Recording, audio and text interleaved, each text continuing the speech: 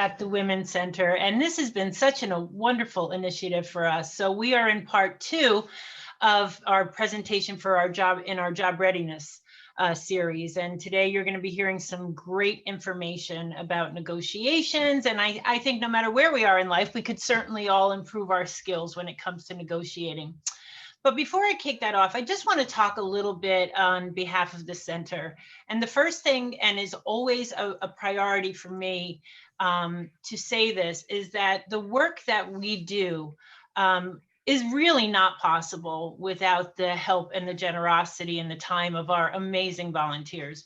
The Women's Center has been so blessed with getting people to get involved that come from such professional and substantial backgrounds, and at this point in their life, they're just willing to share this information with us as an agency and with our clients. So I'd like to just really thank Valerie, Barbara, Sue, for all that you do for the agency and for the time that you take on a weekly basis to just stay connected with us. And also Jan Sprance, who is our tech guru, who is here. And none of this would be possible, believe me, from a staff perspective. None of this would be possible without the help of Jan. One of the things that I do love about this Zoom, although we can experience some Zoom burnout from time to time, is that what an amazing ability to just connect. And we talked a little bit before we got on here about connection and how important that is. But in the past, you know, we had so many clients that were barriered by things such as transportation issues and not having the means to get to the center to participate in all of this. So we're really so grateful to be able to extend our services now to anywhere, really. And connecting with the Ridgewood Library has been instrumental. And hopefully this will be the beginning of many things to come. I could talk for hours, honestly, about the center, but I just want to wrap it up here and tell you that the Women's Rights Information Center, located in Englewood, is a full service agency for women and men. We do serve 20% men, transitioning from one place to the next, whatever that might be. That might be. We have a full service agency offering all kinds of program services, workshops, and classes in areas such as health and wellness, job readiness, career services, ESL, Microsoft Office, welfare assistance, so on and so forth. We have a shared housing department, very unique to the Women's Center. And I just want to really encourage you to get to know us. If you're not that familiar with us, get to know us. Our website is loaded with information, but becoming a client is so simple. It's an intake, really. And what it will do is it will connect you with a case manager. And a case manager will be your liaison between, you know, what you might need and how we can get that to you. And my famous quote that I talk always about is that if we can't help you, we will find somebody that can. As a community partnering agency, we work very closely with the many fabulous agencies in the county, all doing such great work. And so we work very closely to sort of present as one. And so please do, if you have any questions at all, you can always reach out to me. You can always call the center. We'll, you know, there's no question not worth asking. I always say that if you don't ask, the answer is always no. So wherever you might be in your life, and I don't want to forget this because this is an important part too. We have a victims of crime department who, unfortunately, as a result of COVID, is probably our busiest department at this time. And I think as the time goes on and we talk a lot about turning the corner and seeing the light, we're also going to experience an aftermath. And I think in that aftermath, there's going to be lots of needs that we're going to have to try to help and meet our community, and basic needs too. If, you know, just getting the basic needs of food and shelter and, you know, childcare out there to the community is really important to us. So again, enjoy this workshop today. You've got a lot of great stuff coming your way.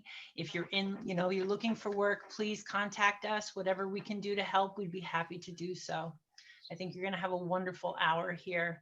And thank you again, Roberta. This has been hopefully the start of great things to come.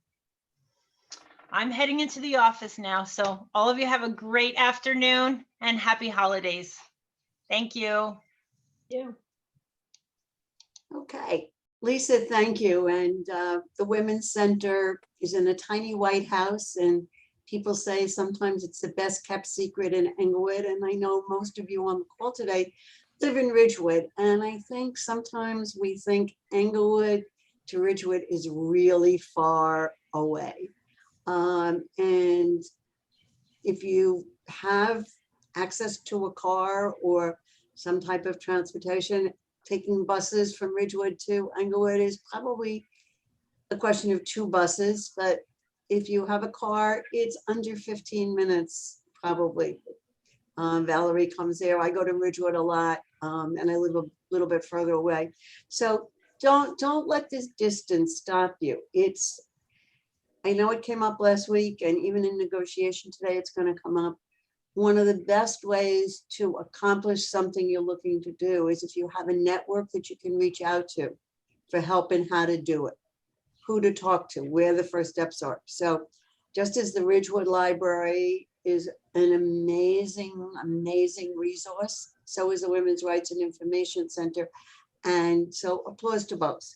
So I'm Sue Kanrich, and my goal today is to help you get a little bit more comfortable with negotiation. However, before I do that, because one of the things we talk about throughout negotiation, throughout everything, is how important it is to know that knowledge is power, and power is having knowledge. And yesterday I was listening to NPR, and they talked about the fact that LinkedIn is adding stay-at-home mom and more caretaker titles, as 2.3 million women have left the workforce and are going to come back in. And so for those of you who have taken time off to be a caregiver, to be a stay-at-home mom, were downsized or right-sized, and then some family things came up to do, please take a look at LinkedIn and what they're talking about. Because remember, as they said, for years, mothers who've temporarily stopped working have asked LinkedIn for more ways to connect on their public, to reflect what they've done. So now they're getting some better options. And whereas a number of years ago, you wouldn't have been able to put that for a title, there are titles like it. So take a look at LinkedIn. We were talking a little bit before the call for those of you. And perhaps in the next months, we will do something on LinkedIn and on job boards to help give you that extra boost step. So this is a very interesting article. It was in Fortune magazine. And if you just Google LinkedIn is adding stay-at-home mom, you'll pull it up. And maybe I can even have Jan pull it up and send it to you when she sends some other things later. Jan is giving me a thumbs up, so she'll take care of that. Sure. So I'll interrupt you 1 second. We're going to be sending you the recording of this program later today, and all kinds of links that you're talking about today and links from last week. So just keep that in mind. You're not going to miss anything. You're going to get everything in a follow-up email later today. Right. And for those of you that have your video off, the reason that I like it is it makes me feel like I'm engaging a little bit with you directly. And excuse me, one of the things I'm going to talk about in negotiation is learning to read some body signals. And so hopefully you can see me. And if you're comfortable, I know someone has some quiet issues with the house, with somebody. It's hard with more than one person working remotely. And if you're comfortable, it would be great if you did that. So, but let's get started on negotiation. It's a big topic. I have a lot of notes. I have a lot of things that I'm going to throw out there to you. Some of them I'm going to talk about in depth. Some I'm just going to kind of touch on. If you have a question and you want to raise your hand or put it in the chat, Jan and Valerie and Barb and maybe even Roberta will be looking at the chat and seeing if there are things that we should, that they want to stop me to talk about. So I like to start with thinking this. Do you think of negotiation as a conflict? When you hear the word conflict, how do you react? See what I just did with my shoulders? I picked them up because for many of us, that's what we do. It's that uncomfortable. It's that you hear, uh-oh, I'm going to be involved in a verbal conflict. I think the other person is more articulate. or I'm not the best communicator, or English isn't my first language. So you tend to have what they say is a visceral reaction. You know, if you think of it as a conflict, you are going to make yourself even more conflict averse. And you're going to try to avoid it. And that's not going to serve you well. Almost everything and every day in life, there is some kind of negotiation. Some are very minor, some are very major, but if it gives you that pull up your shoulders, tighten your muscles, you are doing yourself a disservice. So part of my goal today is to make you kind of, when you hear negotiation, smile and say, oh, I'm not going to get hurt. No one's going to come through the screen and smack me. I'm physically safe. And even when you're in a tough situation, more often than not, negotiations do not end up in an adverse physical situation. Sometimes not being able to talk and negotiate can make it worse. That's when things build up. So get comfortable with it. How do you make yourself a better negotiator? Just remember this. The conversation needs to be managed. Many of us have learned to manage multiple things at all times. Sometimes it's a job, and it's caregiving, and it's childcare, and it's managing a house, and it's working full time, and making sure that your family is fed, or if you have animals that they're fed and they're taken care of. There's very few people have only like kind of a very single piece every day.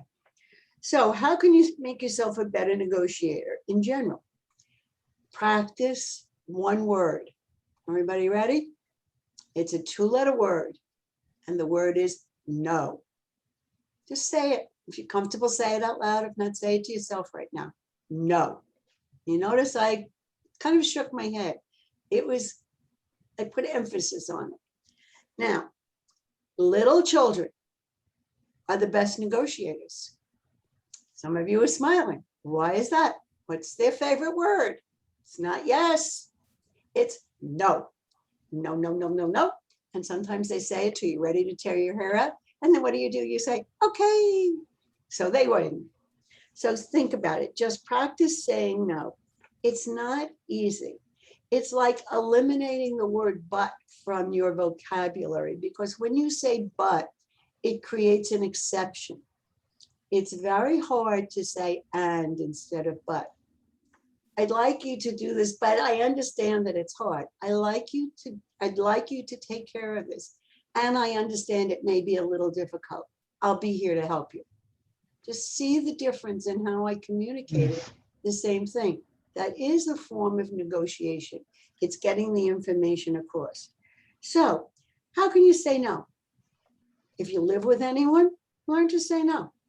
And try this. Instead of saying to someone in the house, I want you to do this. And usually when you say, I want you to do this, most of us, especially women, tend to get this little sweet smile like, I really want them to do it. I really hope they're going to do it. And if you change that to, I need you to do this, suddenly you are exhibiting strength. And strength in verbal communication is what makes a good negotiator. So try those things. Instead of saying, I want you to do this, and that's sweet, don't get nasty. Just get a little tougher. I need you to do this. Try it. If you're not comfortable saying it out loud now, say it to yourself. I need you to do this. And see if you don't start to feel just a little bit taller and a little bit more powerful. Okay, learn to watch body language. That's why I said it's nice for me when I can see everyone. We can't always do this. But body language, if somebody is talking to you and suddenly they're blinking their eyes a lot, it means they're uncomfortable. It means they're trying to avoid, or suddenly they'll move back a little, or suddenly They'll start to put their arms, they'll tighten up.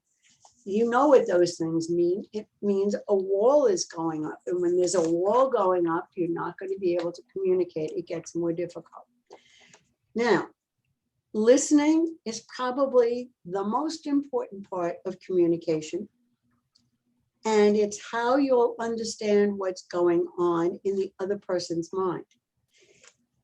What you want to do is you need to learn to ask questions and listen to the information that's being given.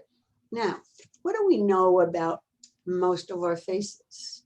We have 2 ears, we have 2 eyes, we have 1 mouth.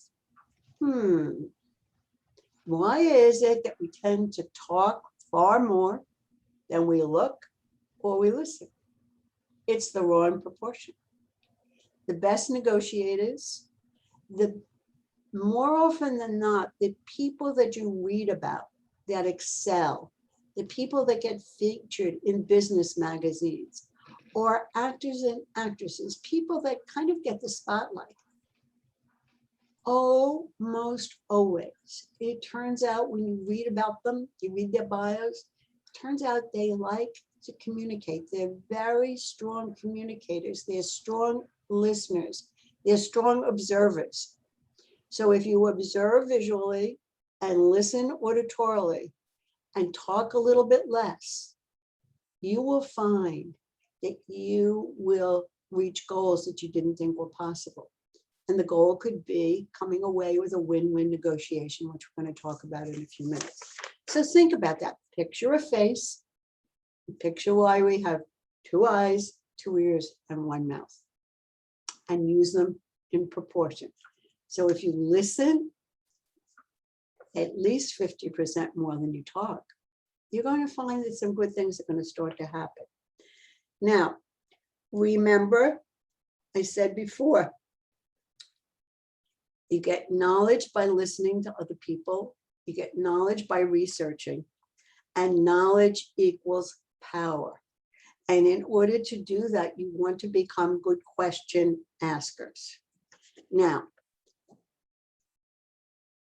so I think everyone can see this, but since I can't see your reactions, I'm going to talk about it a little bit. It's an orange, right? Nothing very unusual about it, is there? Is there anything very unusual about this? No, it's an orange, but it's very unusual. It's extraordinary. Why? You may not believe me. You're just going to have to say yes for now, just to keep me happy, please. It's the very, very, very last orange that exists anywhere. Don't say, oh, I could go into Whole Foods, they have cases of them. Suddenly everything's closed, there's nothing around. Sue Kanrich has in her hand the very last orange in the world. Now, everyone that's on the call with the Ridgewood Library, so there's 4, 8, 12, I think there's 13, 14 of us, all 14 need this orange. Some of them just want it, but some of them really need it. Some of us really need it.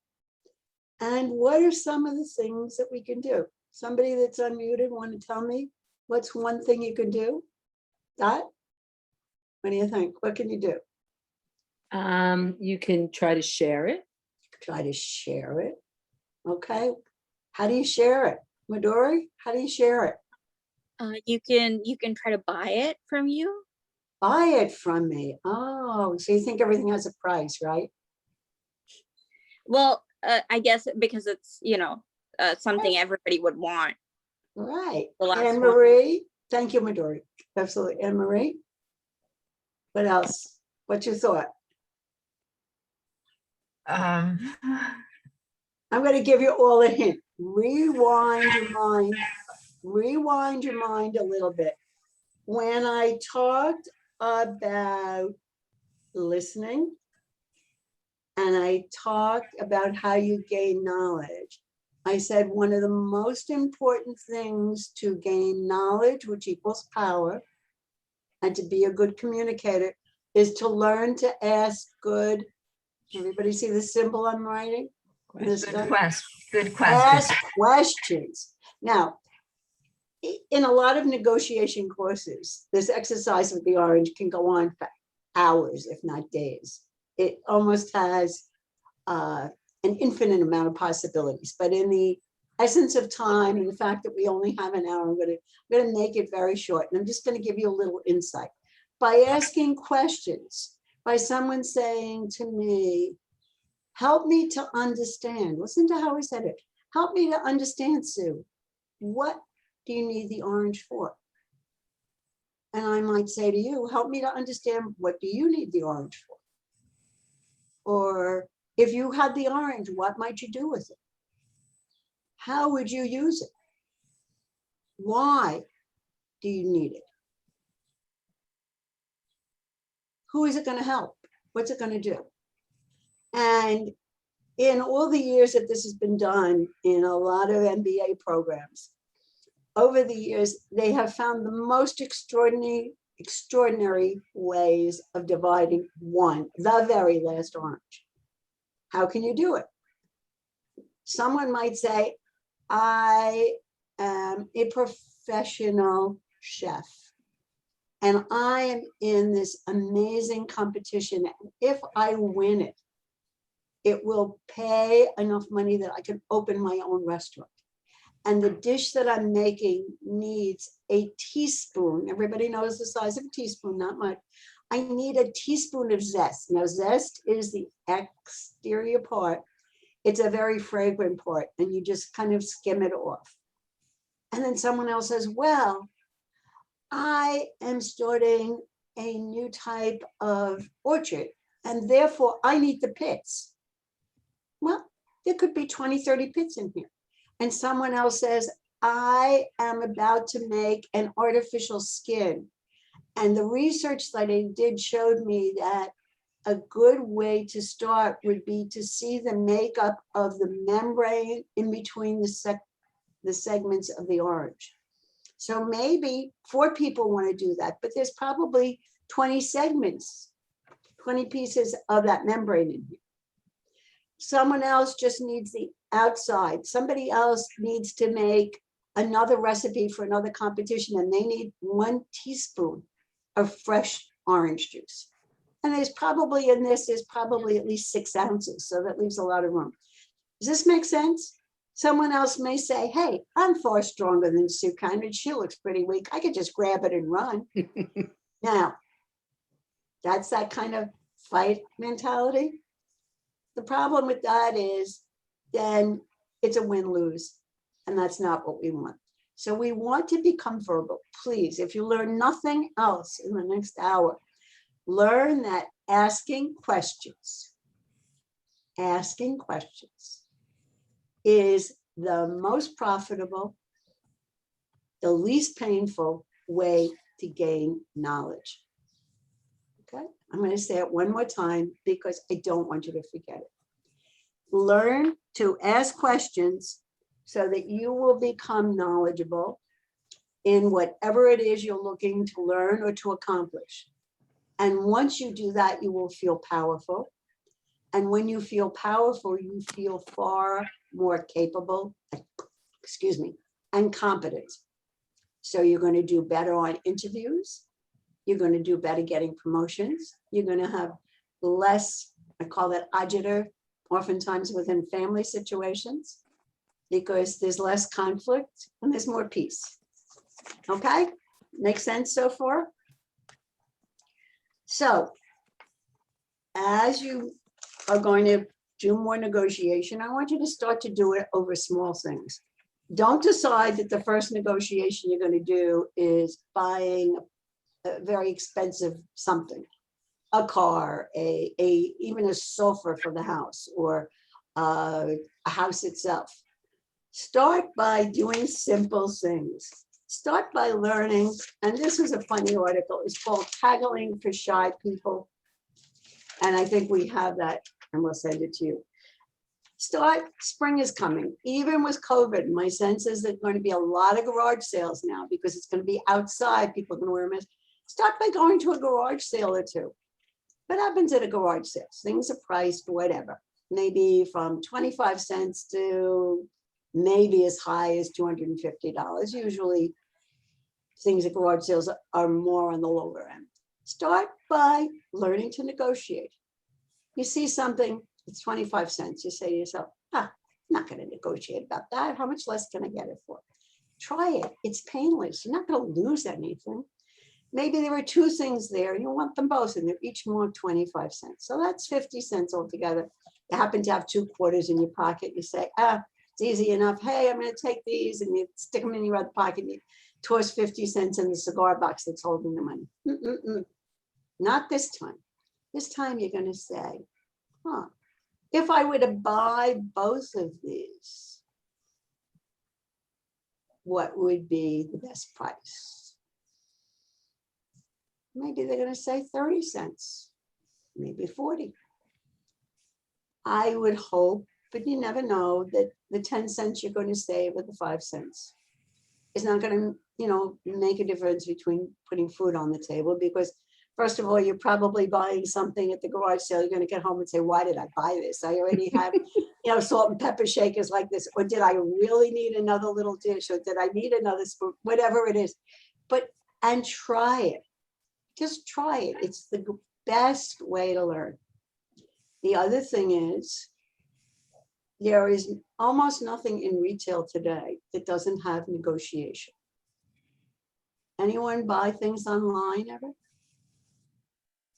And get to the bottom and you see it's got a shipping charge. And then in very small print under it, it says free shipping. Return policy is you will be debited the amount that it cost us to return the item, which could be as little as, not as little, but it could be like $6, $5.99. They never round it up. Or it could be $15.99. If that's the case, you're going to have to spend a little time. You're going to have to get customer service on the phone or chat on the computer. And you're going to say, I understand that there is a return charge. I was looking to buy this from you. You seem to be a small, more independent store. However, Amazon, Macy's, Nordstrom's, they all offer free shipping. My goal is not to return this. My goal is to enjoy it and want to use it. How can you help me? What can you do to make this less painful for me? Think about it. Ever try it? Or is your instinct, this is a company, they're not going to negotiate?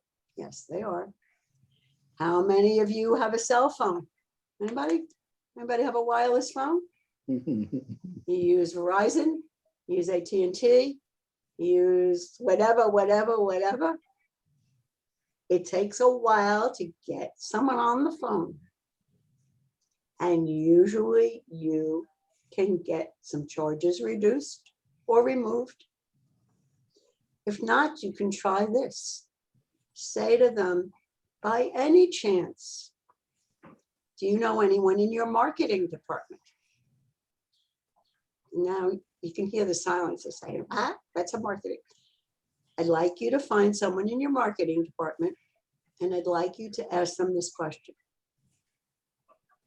How much money does Verizon spend monthly, daily, yearly to get a new customer? It's really high. And ask them, wouldn't it make more sense to come up with something to make me a happy customer than to lose me and then have to spend whatever that number is, $250 to get another customer? If nothing else, you usually end up baffling them so that they find something to give you. That's a form of negotiation. It's easy. Remember, we are not necessarily learning today how to solve a world conflict, that type of negotiation. All of the things we're teaching you are part of that. But this is to help you in your day-to-day life. Sue, we have 2 questions in the chat. Okay, One of them is a request to please talk about salary negotiation. we are going to do that in about 6 minutes. Okay, and the other one is, can you model different ways to ask the same question? Yes. Do they have a question that they'd like me to model? No, No. okay, looks like that. All right, Yes. so some of it is something like, and we're going to talk about that in a minute. I'm going to talk about 2 books that I like you, that I think are very helpful, and you can get them at the Ridgewood Library, I believe. But how you can reframe a question. If you're unsure what the person means, ask for clarification. I know that you said, and try to repeat what they said. Can you just clarify for me? Can you use some different words? I'm not sure that I totally understand what you're asking me. The other, go ahead. I think also it's just important, and I find myself, sometimes we come off with a question that's very threatening, and instead of asking it before we even get to that, asking it at the beginning in a non-threatening way. Right. That's why you can always say, I'm looking for your advice. I'm looking for your opinion. I would like, here's something I'm thinking. I'd like to hear how you feel about it. Does that help? Yes. Okay. Thank you. And when I said before, I know I used the phrase before, you can reframe it.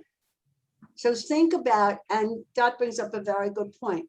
One of the things in negotiation, we'll talk about it again in a minute, is think about how the other person is going to react to what you're saying, or how you're reacting to what they're saying.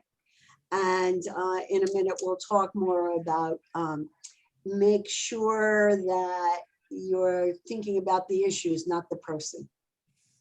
Okay, and I will elaborate on that in a minute or 2. So very briefly now, making yourself a better negotiator in general. Practice saying no. Learn body language. Listen to other people. 2 eyes, 2 ears, 1 mouth. Look, listen, talk. Okay. Conduct more research before you get involved in anything. And that's everything from negotiating at a flea market or a garage sale. If it's the beginning of the day at a garage sale, the likelihood is that things will be, the owner, the person doing it will be less open to negotiation. In the middle of the day onward, they're more apt to start to think, oh, I really thought that I would have sold at least 80% of all this. The thought of packing it up again is exhausting.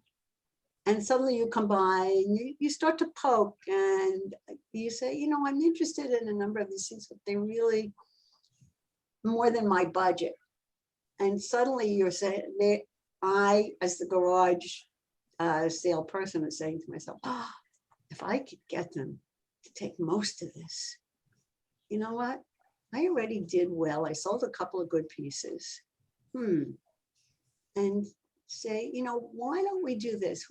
Here's an empty part of the table. Why don't you move on to the table everything that you like? Notice I didn't say want, I didn't say need. This time I said like. Put on the table everything you like. And I'm sure we can work out a good price. Now, when they come back and they say, well, how would $50 be?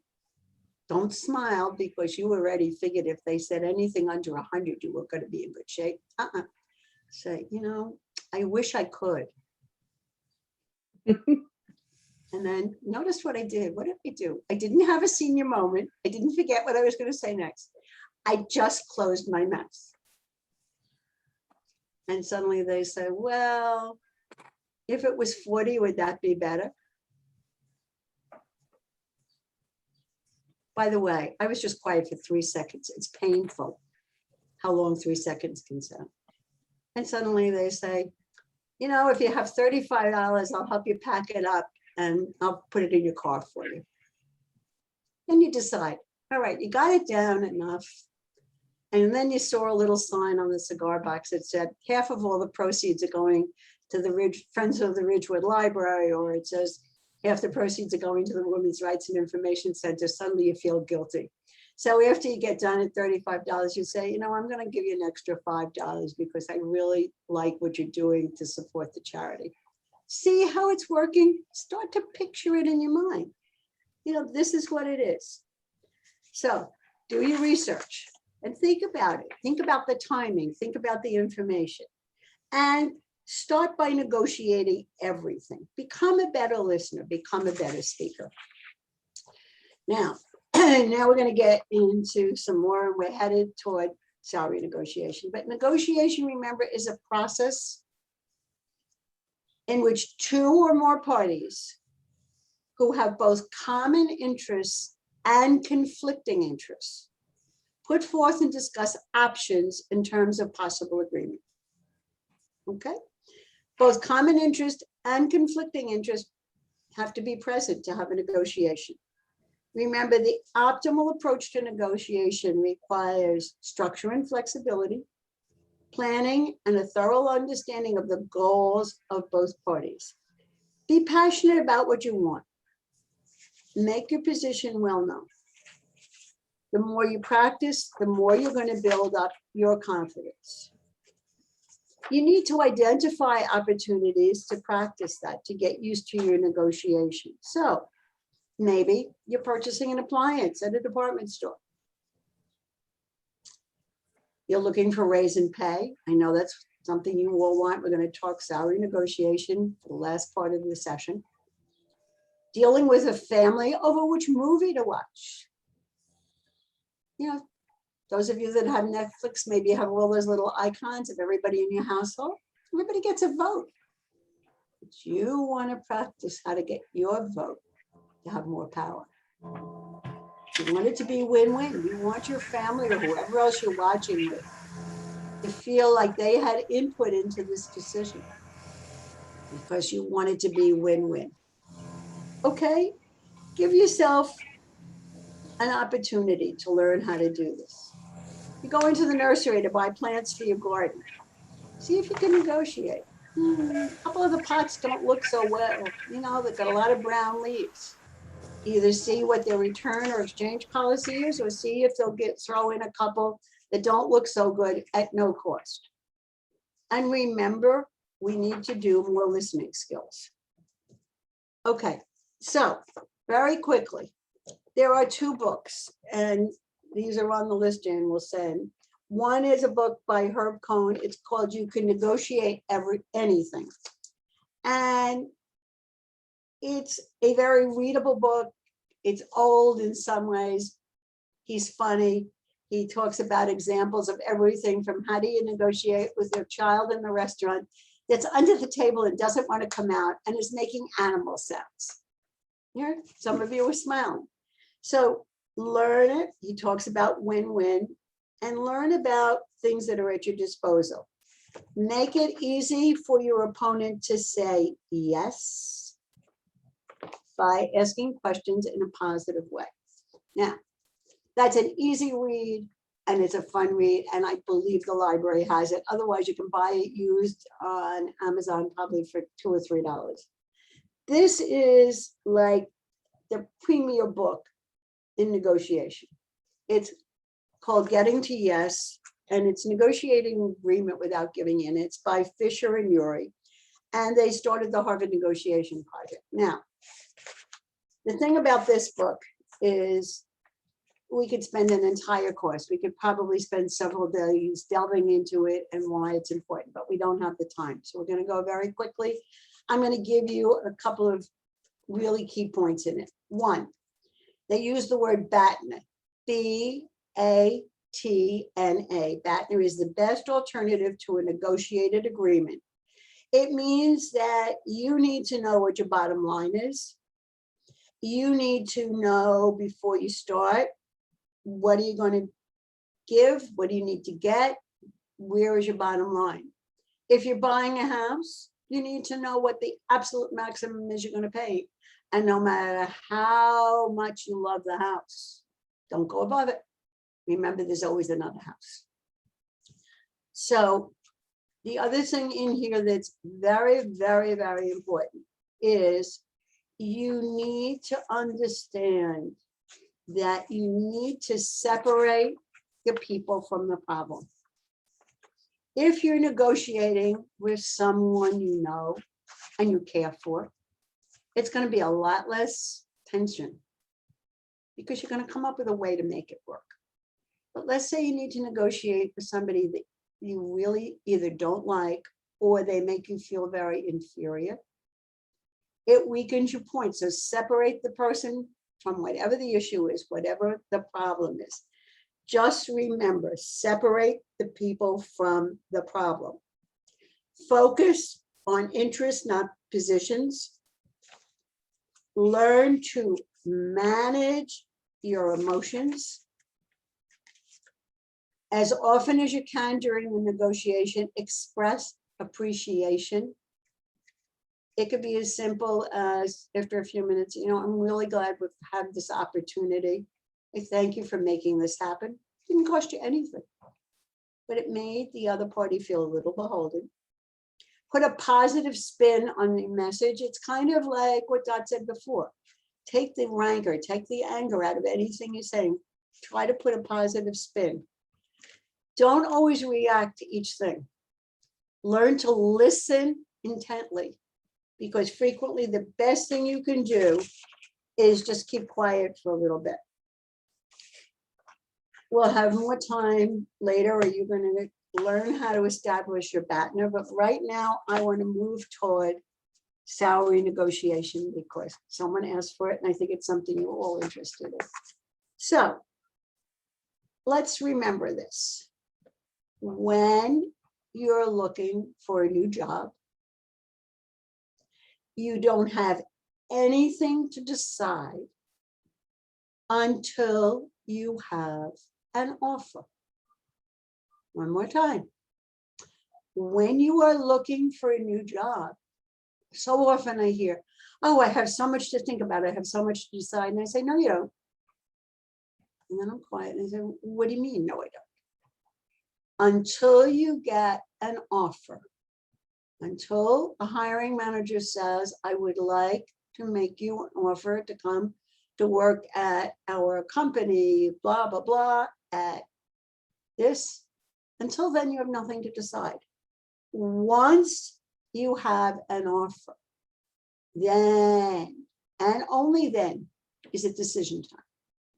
And the decisions are you say yes, you say no, or you negotiate.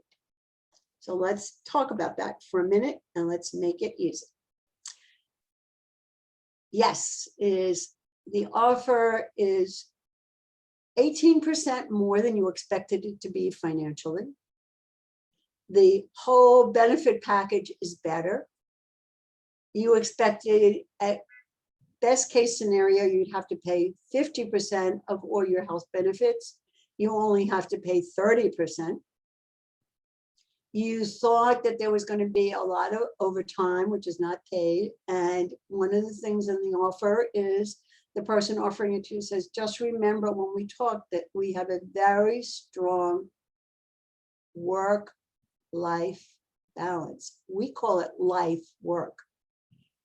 If you remember our mission statement, we talk about how important it is in order for everyone to benefit from the product or the service we offer, for everyone to have a balance in their life, so that the work hours are less than you thought. Suddenly everything's good. You're going to hear a lot of people that teach negotiation, and if you Google it, you're going to read a lot of articles that say, anytime you get an offer, negotiate. I'm going to say, I don't believe in that.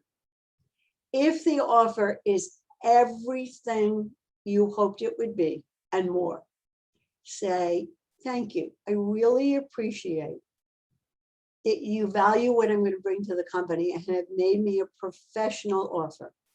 I am pleased to accept, and I look forward to starting. When would you like me to start? Think about that for a minute. You're all saying, she's crazy. Of course you negotiated. Why use up and this may be a new term for some of you, a bargaining chip. Remember, oftentimes when you negotiate, you have to give a little something that's your bargaining chip. You're starting a new relationship with this company.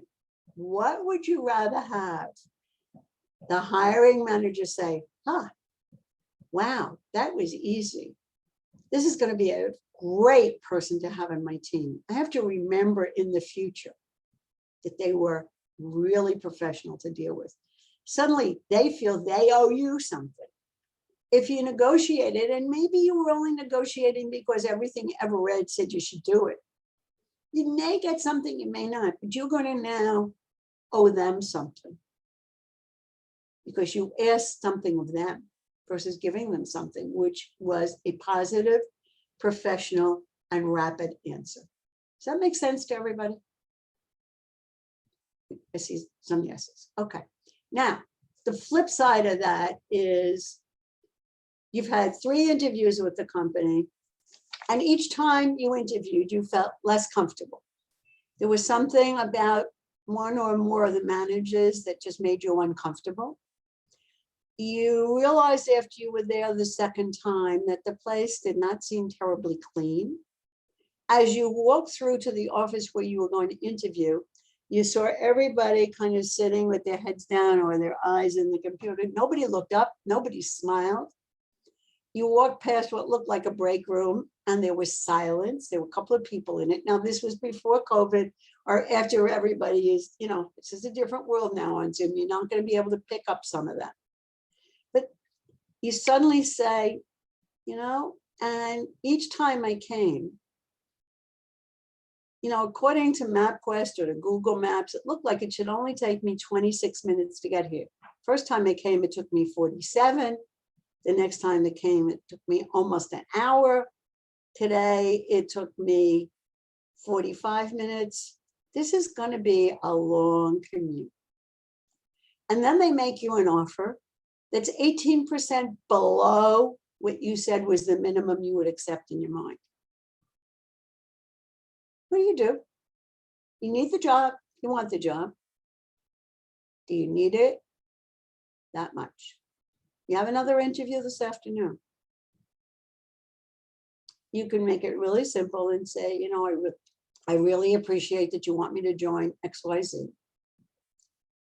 I do have someone else I'm talking to and I'm meeting with them this afternoon. What time tomorrow morning would be a good time for me to call to discuss this with you? If you really need the job, maybe you're going to take it, even though it's got all the negatives. If you know that yesterday you got another offer that was almost as good as this, not quite financially, and the place is 12 minutes in traffic away from where you live, and everybody there seemed happy, then you say, I really thank you. I've learned a lot in our discussions. And at this time, I realize this is not the right situation for me. I really appreciate all the time. And I wish you, and use the person's name, I wish you, Valerie, and the company all the very best. And you're done. Now there's the third. How do you negotiate? So you're going to negotiate salary. And just before I talk about that, very quickly, back up. In many states now, companies cannot ask your current salary. So we're going to have to talk about how you're going to get that, of course, if they ask. By the way, the law was enacted in New Jersey in January of 2020, in New York in January of 2020 also, in Connecticut in January of 2019, and in New York City in October of 17.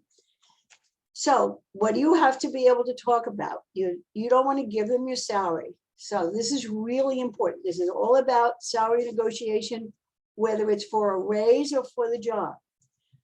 You have to have done your homework. You have to have a sheet where you have listed your value to the company.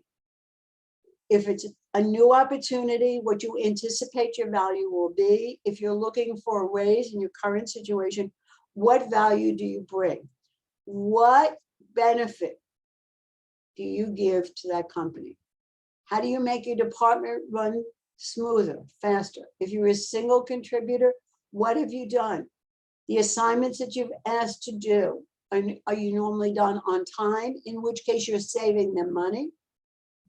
Are you oftentimes done ahead of time, in which case you're saving them even more money?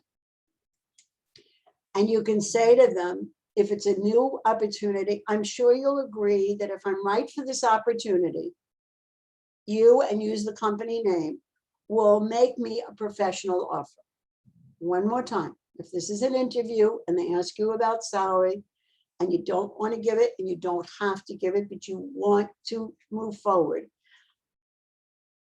I am sure if we agree that I am right for this opportunity, you, Joe, and Women's Rights and Information Center will make me a professional offer. Remember, once you get the professional offer, what they perceive, then you have the choices. But that's the way to do it. Okay? Anyone unsure of what I just said? That's probably that, and separating the people from the problem. I think two of the strongest takeaways I want you to have in this session. Now, let's talk about preparing for salary Excuse me, negotiation. Sue. I'm sorry, go ahead, Anne Marie. What was the law that you said that was? Okay, the law is, I don't need the name, but what is it? What is it stating? it states that they can't ask you what your current salary is. Oh, basically. okay. It's simple. Okay. Okay, and the best place to find a lot of that information is the American Association of University Women. They don't give a lot of legal gobbledygook. It's kind of like, I find it like the League of Women Voters. They state the points very simply, and that's the AAUW. By the way, they also have some fabulous tools on their website, and I believe they have a newsletter. You know, And- Sue, one thing, oh, I'm sorry. Go ahead.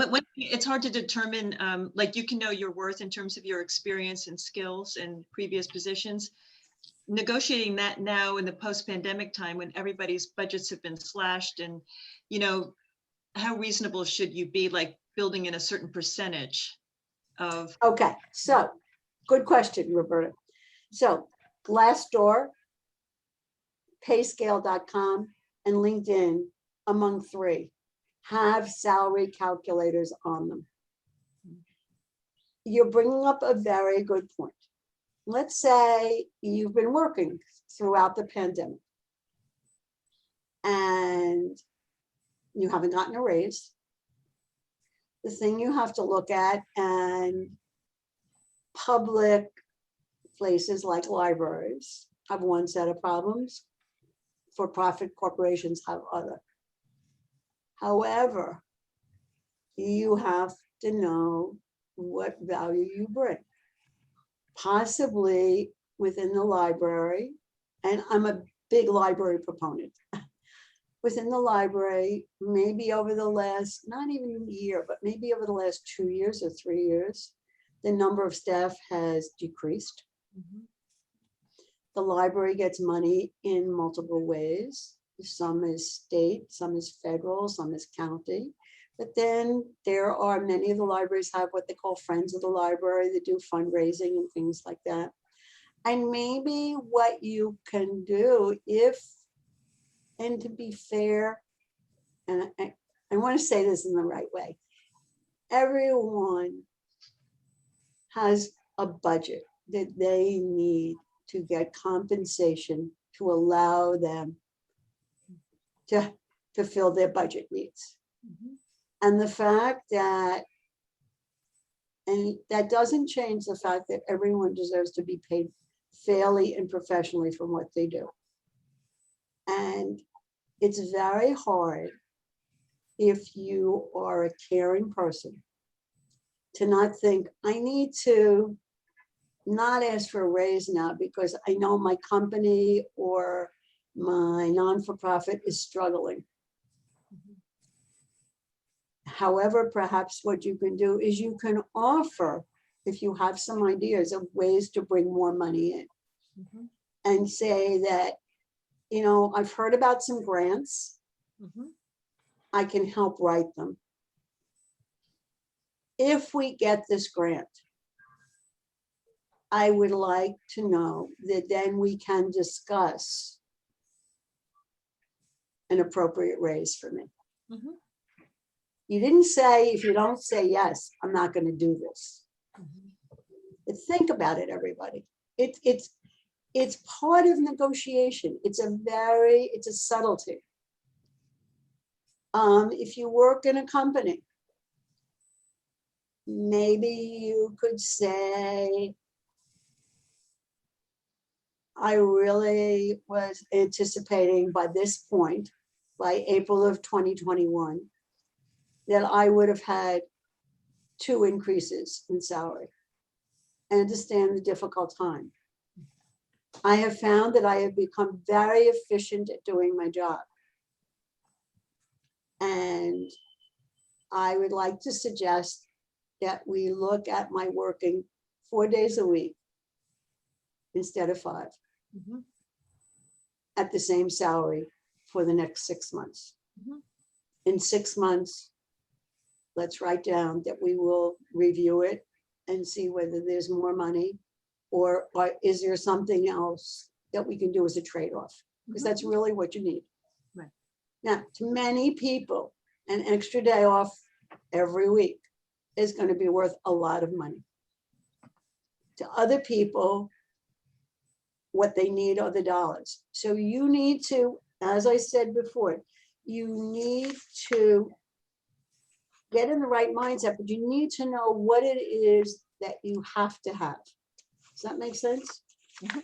So get in the right mindset means that the first negotiation you want to do is not to negotiate with your company, Mhm. be it a for-profit or not-for-profit, about a salary increase. You're going to lose because you're going to go in so nervous that you're going to forget everything you want to say. You need to have practice. You need to be in the right mindset.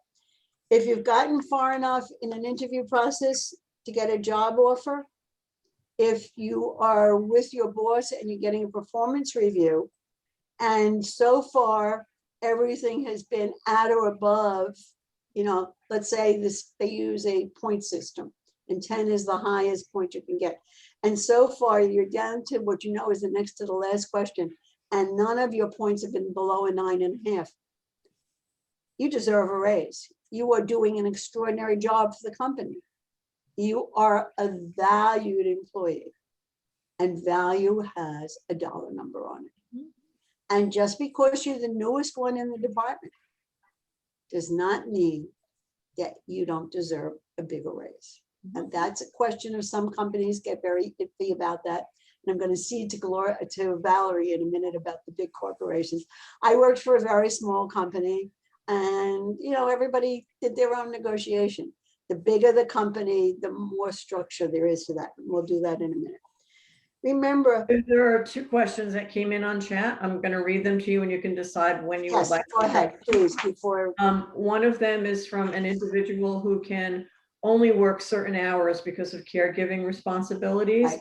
And she is curious as to whether she should bring that up early or wait until she gets an offer to bring it up, because she finds that she's wasting a lot of time with jobs that don't have flexibility for the hours.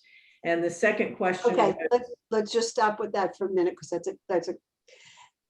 If it is absolutely imperative that you are limited to the hours that you can work, then once you get a call or a request to come in for an interview, this is what you should say.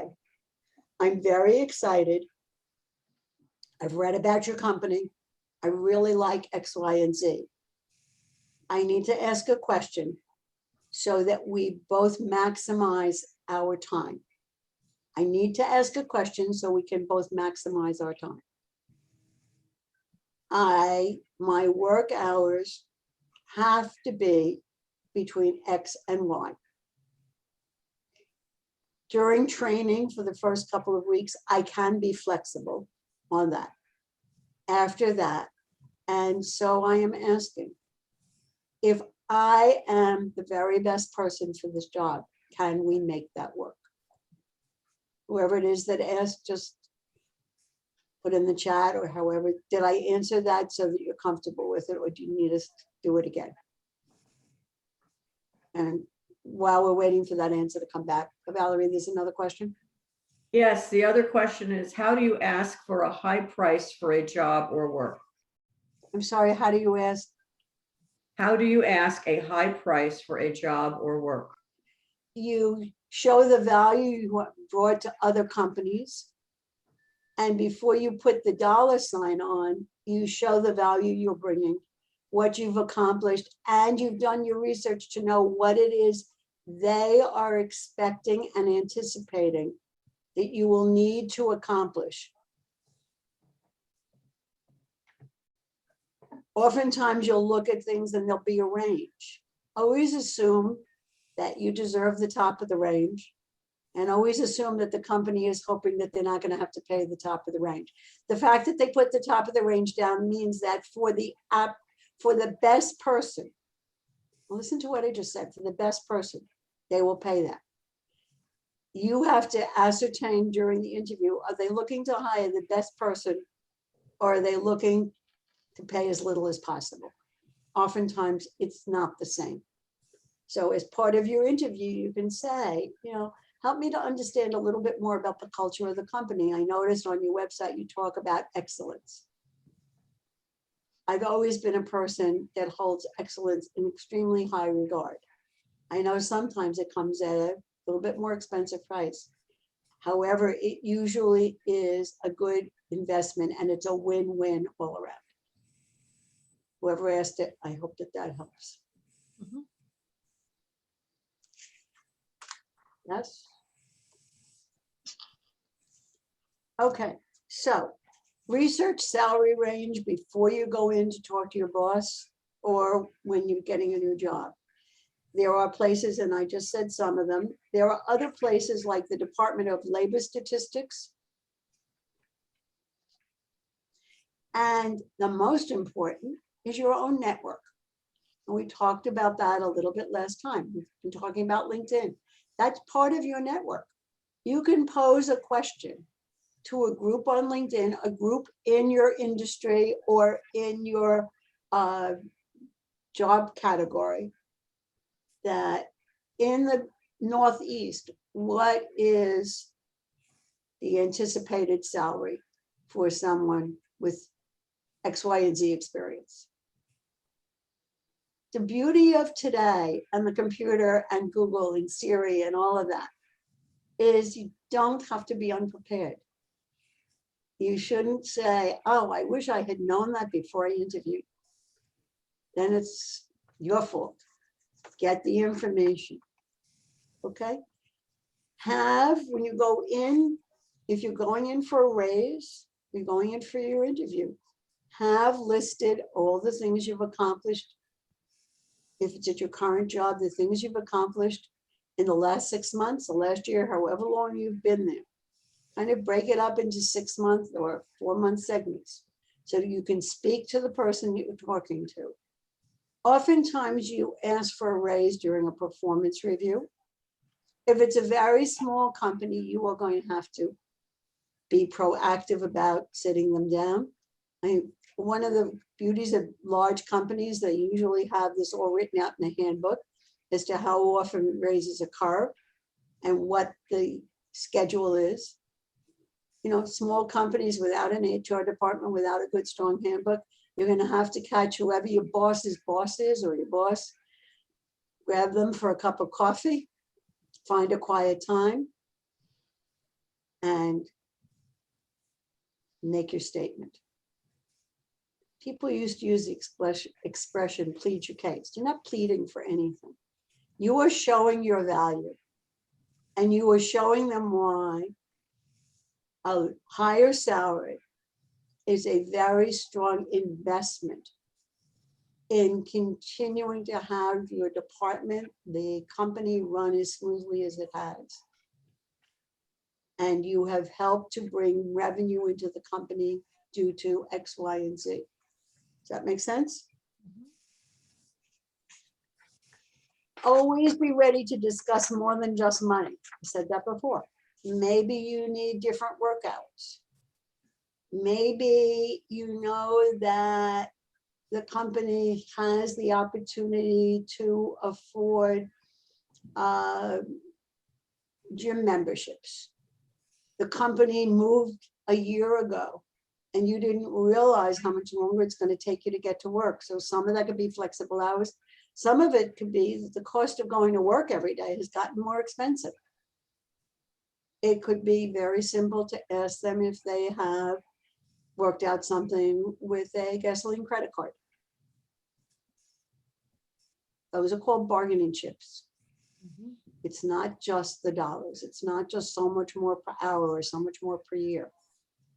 Maybe there are some things that you think might be added to the health plan.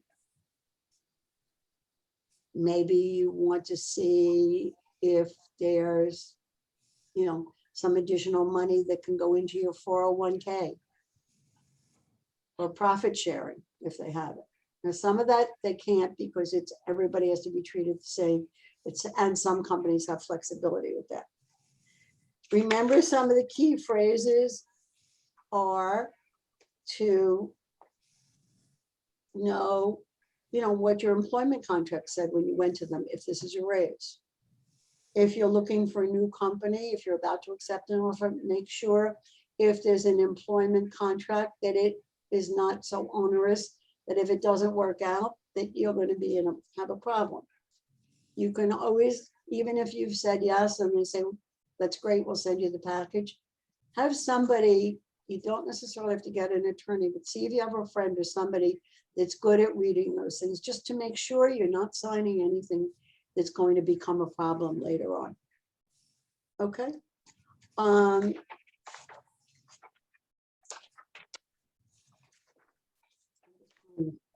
little bit of time.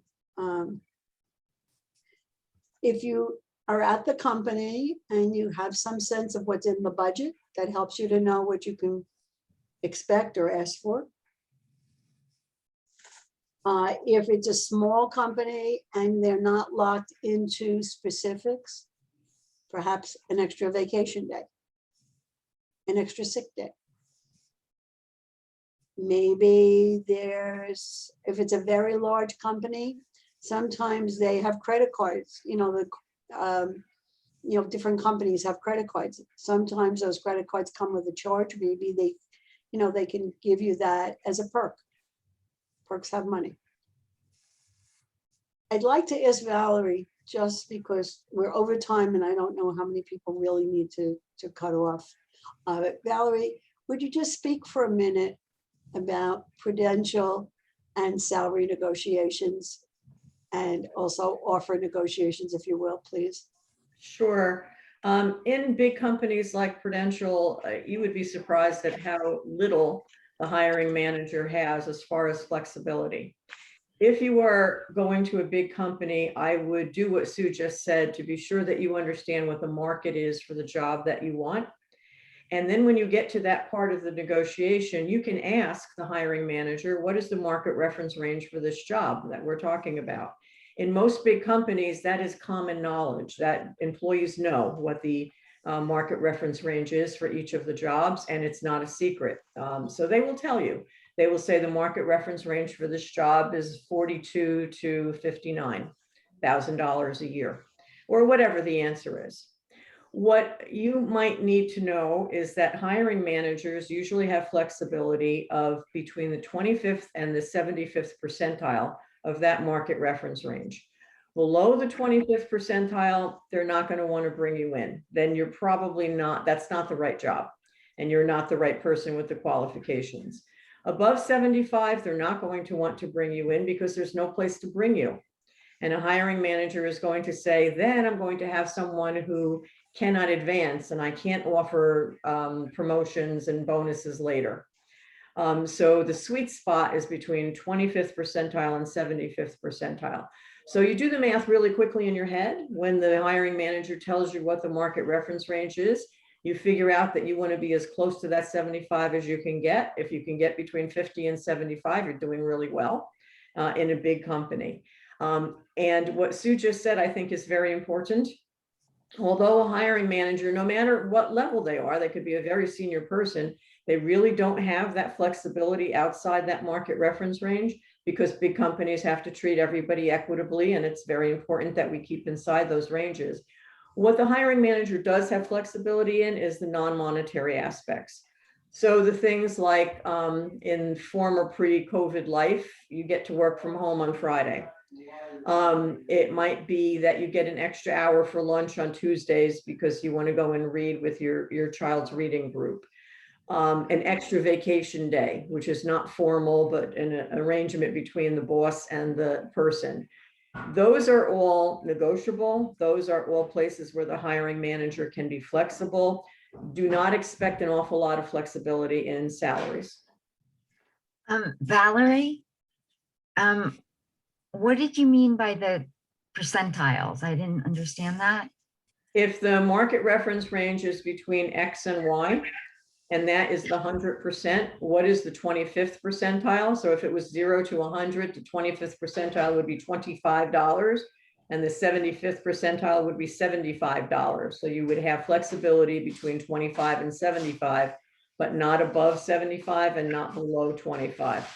So whatever the number is, like the number I used before was 42,000 to 68,000, 25% of 42,000 and 75% of 68,000. And you just draw it out. Again, do the math real quick in your head. It doesn't have to be precise. Okay, of the company's range. Of the company's range, but you're going to walk in, as Sue said, having done your research and having all that knowledge of what Glassdoor and LinkedIn and salary.com, Right. friends and family tell you they think the market reference range is. Because that's another point of conversation. If you don't agree as to what the market reference range is, maybe you don't understand the job as well as you should. And along with that, remember we started talking about knowledge is power. And in order to have knowledge, you have to have the information. And oftentimes, especially at a smaller company than for a mid-sized company, they might say, well, you know, if you had a little bit more experience, I could give you a little bit more money. That's not the best way, but think about this for a minute. What is your answer to that? Your answer to it is, help me to understand what parts of my background seem important to you. It looks like you would like to make me an offer. Before they give you the number, think about this. Suddenly they're giving you a mixed signal, but that's usually a signal that they're getting ready to give you a less than industry professional offer because they feel they can, because you've got less experience. It's possible that in all your past jobs, you've always excelled and exceeded what's expected of you. And it's a time to brag. Not to say, oh, they're right. You know, I'm glad I got this far. The ad said they really want somebody with 7 to 9 years of experience. And I only have 4.5. However, if your 4.5 is what this manager wants and believes that you will be the right person for the job, then you have to make it easy for them to give you the offer that they would if somebody had that 7 years of experience. And you do it by having them reiterate to you what in your background they feel is going to make you of value. And you reiterate it. Say, you know, we just talked about that this is what you need me to do, X, Y, and Z. At ABC Company, when I did that, you know, I was very fortunate. I got a really good bonus. You indicated your company doesn't do a lot of bonuses, so we need to make sure that the offer is one that's professional so that I can say yes. Always, if you're interested in it, if you're working there currently, you are happy. They don't want to think that if you don't get what you want, that you're going to start to look for a job tomorrow. Make whoever you're talking to about the raise know that you really value working there. You're learning a lot. And based upon X, Y, and Z that you are now doing, the compensation should be higher. Okay, we've run quite a bit over. Thank you for all the time. Any other questions that came in? You know, everybody is saying that an hour on Zoom is about the maximum, and since we're significantly beyond that, Yeah.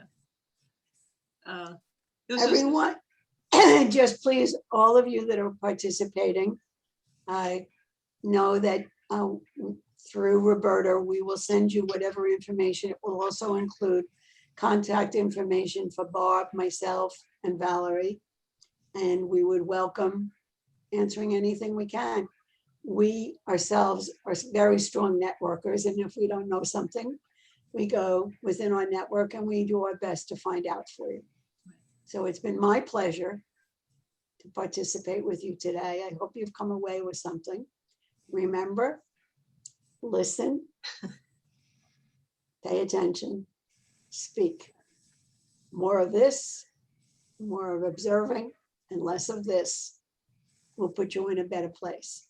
And that knowledge is power, and it comes through asking questions.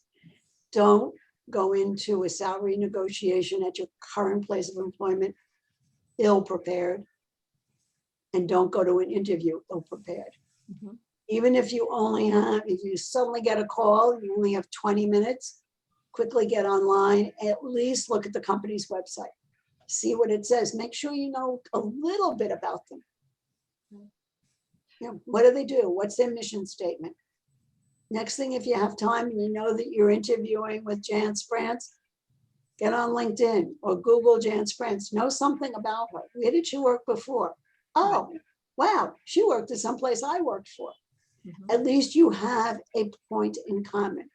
Be Right. careful that you are never disparaging of any place you worked at before. And if you're going in for a salary raise and you go to negotiate a salary raise, do not go in with a chip on your shoulder. Do not go in and say, you know, this COVID really created a problem. Everything seemed to come to a stop. I haven't had a raise in 15 months. You know, what are you going to do? Mhm. Go in and say, you know, I think the company has really done a good job during COVID. Mhm. I really appreciate all the hard work. I really want to talk about some of the things I've done during this. And I hope that we can look at, you know, when I can anticipate a raise. Right. In this market, you may be better off saying when I can anticipate a raise. Don't put that manager that's already got enough stress in another stressful situation. You are so spot on with everything you said today, being on the end of interviewing people at the library for 20 some years. Every single time a prospective employee comes in fully prepared, they've read all of our brochures, they've researched Ridgewood. Those are the people, even if they're not as skilled as some of the others, absolutely, you know, they care, they've done their research, they're smart, and definitely no bad mouthing other colleagues or places of employment, because you'll be next if you hire them. So Right. I think, and just about, like, I think your mantra is good across the board about listening more, being prepared. That's just across the board, good character stuff. And it's so relevant to everything. This was outstanding, as I expected. Thank you so much, Sue. That was remarkable. And Valerie, for your information too. One second. Barb, do you have anything to add? You've been very quiet today. The only thing I would add is you had said an important phrase is no. I think another important phrase is let me think about it. Mhm. You don't need to answer right away. You can take the information Mhm. and then do your research. So I would add that. And along with that, even during the negotiation itself, take a moment. I just did it again. That was 3 seconds. Mhm. Take that moment, rethink what you're going to say. If you feel that you're getting annoyed or angry, don't answer the question immediately. Mhm. Take that 3 seconds. It's Mhm. okay. Mhm. Yeah. Just that pause. Reorganize your thoughts. Make sure that you're going to ask it or say it in the most positive way, Mhm. in the way that allows whoever you're saying it to to not feel like they're being put into a very uncomfortable confrontation. You want it to be a conversation. They both start with C, I think. Make sure that people always think that they are in a two-way or more if it's more people. Conversation. Conversation usually always and should have a little give, a little take. Remember, take a look at getting to yes. We didn't have enough time to spend on it. I usually spend more. Go online. You can pull out, there's something that they have called 6 guidelines for getting to yes. I think, Jan, we may have that, but take a look at the book. I know the library has it.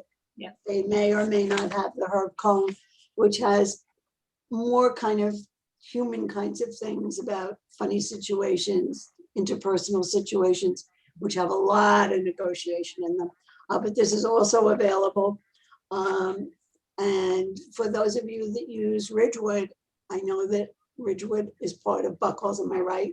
Right. Roberta? Right. So if you call the library or if you can go on your computer, and if they don't have it, place a request, they'll get it from some other library for you.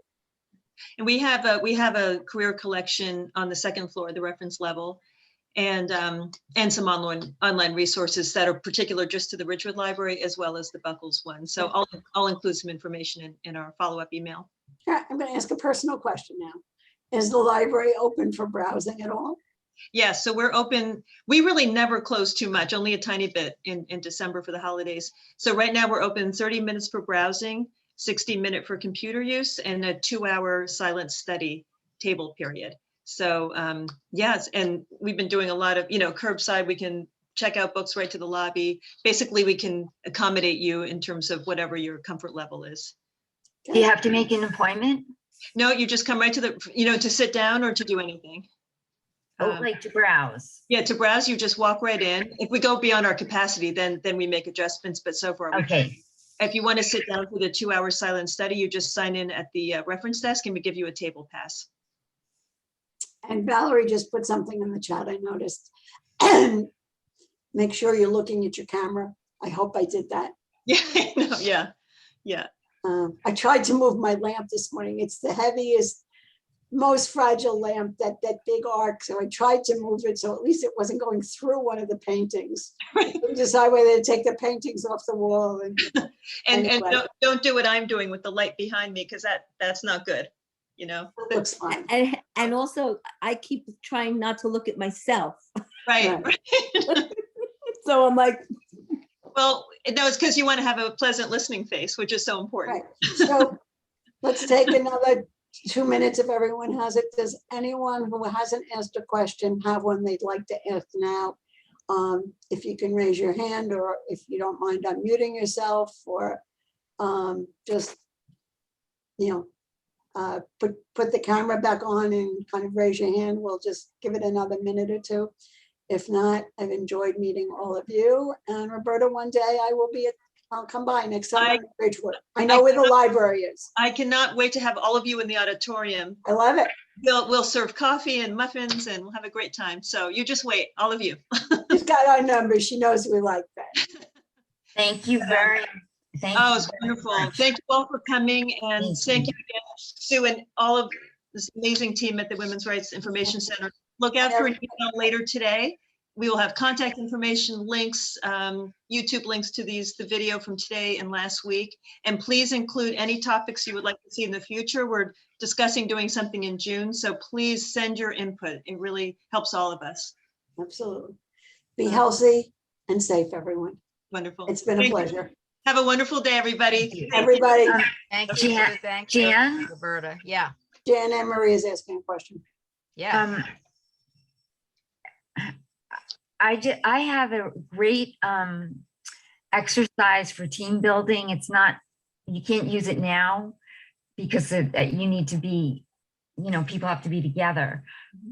Who can I send that to? I mean, is it something that you could use at the Women's Rights Information Center? I think we'd love to have another resource. We have lots of workshops that get together, not in person right now, but we'd love to, at some point, we'll be back together. And if it's something we could also do on Zoom, we'd certainly love to look at it. We appreciate your. Okay, it's called the Send it to me. marshmallow. It's called the marshmallow challenge. I can send it to you. I think I have your email. And I'll include Jen and everybody's emails in my follow-up, so you'll have that too, Anne Marie. And can you use it at the library at all, or you don't do anything? I mean, if you send it to Jen, copy me in, and I'd love to take a look at it. Great. I'll Thank do you, it. Anne Marie. It may take me a couple days, but and there's also a TED Talk on it. Perfect. Great. I'll find the TED Talk. Take care, everyone. Okay. Thank you, Bye. Anne Marie. Thank so you much, very everyone. much. See you soon. Thank you. Thank you.